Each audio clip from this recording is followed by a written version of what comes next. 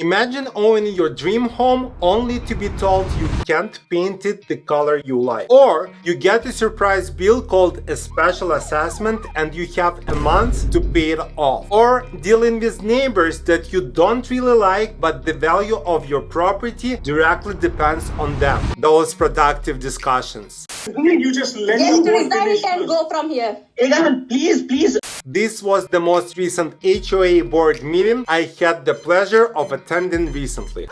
Hi, my name is Felix, and having dealt with multiple associations through my own properties, I know the headaches they can cause. Today, we are diving deep into the world of homeowners associations. We are breaking down the biggest pros and cons, so by the end of the video, you'll know exactly what to look out for before buying a property in a homeowners association. By the way, thank you very much to those people who already subscribed to the channel. For people who see me for the first time, welcome. A quick note, I am not an attorney. This video is based only on my own experience and opinions. This is not legal advice. Now, let's get into it. First, the pros. First, let's look at why so many people are drawn to HOA communities in the first place. Because there are some genuinely fantastic benefits. Yes, they do exist. One of the most obvious advantages of an HOA is the maintenance or lack thereof for you. Think about it. No more weekends spent mowing lawns, cleaning pools, or shoveling snow. The HOA typically handles all common area maintenance and often even covers the exterior of your home. This means more free time for you to enjoy your home and community. Another big advantage when available is the amenities themselves. We are talking about things like swimming pools, fitness centers, clubhouses, tennis courts, and even private parks. Some associations will even have an exclusive golf club. Mr. Gold. Yeah. All maintained and managed by the HOA. You get most of these for a fraction of the cost. Not a bad deal if you ask me. Finally, HOA are designed to maintain property values, or at least that is the idea behind them. By enforcing consistent standards for upkeep and appearance, they prevent one poorly maintained property from dragging down the value of the entire neighborhood. You know, in real estate, we call it oceanfront property. That's always the most valuable property. Bruh. This can be a huge benefit when it comes time to sell. Remember, not all HOAs are created equal and some are managed by quite clueless people. If you'd like to hear about some examples, let me know in the comments below. I have plenty of them. So, if you crave a low-maintenance lifestyle with access to fantastic amenities and the peace of mind that your property value is protected, an HOA can seem like a really good deal. However, before you rush out to buy, let's see another side of the coin and talk about the not so glamorous side of HOA living, because these are the details that can truly make or break your experience. The most common pain point for many homeowners in an HOA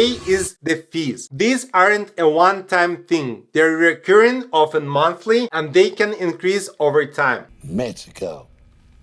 All I'm saying. Failing to pay can lead to liens on your property or even foreclosure, and this is very real possibility. Then there is the rules, and more rules. Every HOA operates under covenants, conditions, and restrictions, or CC&Rs. This is like a constitution of the association, which sometimes is quite unfair to individual homeowners and nearly impossible to change also. These can dictate everything from the color of your house, pet policies, and even where you can park your car and when. While designed to maintain standards, these can feel incredibly restrictive and limit your personal expression.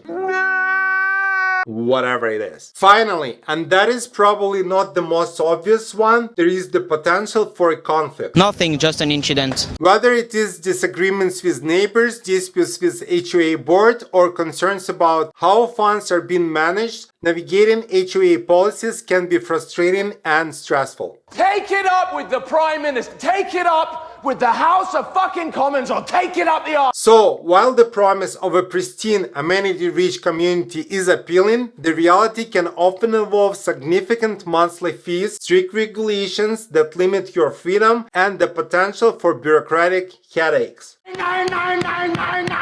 Here are some tips on how not to get into trouble while shopping for a property that is managed by an HOA or Homeowners Association. This is going to be your due diligence checklist. Whether the pros or cons weigh heavier for you, there is a way to significantly reduce your risk, and it all comes down to one thing: research, more research, and a bit more research, which hopefully you do anyway before signing any contract, especially before purchasing one of the most expensive things in your life, I hope. If you don't, well, when you purchase a property, you are entitled to receive a massive stack of governing documents, sometimes called the resale certificate. These are mandatory documents that you must receive. These documents describe the rules, the financials, and structure of the association, how it is managed, what the reserves are, if any, and what they are spending money on. Needless to say, you absolutely must read it. This is the one of a few times you can walk away from the purchase without any penalties. If you don't like association, the rules, or the numbers, think again. The chances are you won't be able to change any of that, just to be on the safe side. Here's what you need to focus on. First, the finances. Fees and reserves. Look at the HOA dues and, more importantly, the reserves. Low reserves can signal a massive, sudden special assessment coming your way after you move in. Second, what is actually covered. The documents will clearly state if your fee covers your roof, your water bill, or exterior paint. This varies by association. Sometimes it also covers property insurance. Just be careful there as well. The HOA insurance usually covers the outside of the property. You are still responsible for whatever is inside, plus liability. So make sure you have proper coverage. This is often found under an HO6 policy. Third, the rules. Read the covenants, conditions, and restrictions to find the parking rules, the pet rules, and every rule that governs your life there. Especially be careful if you intend to rent the property in the future. Believe it or not, some associations strictly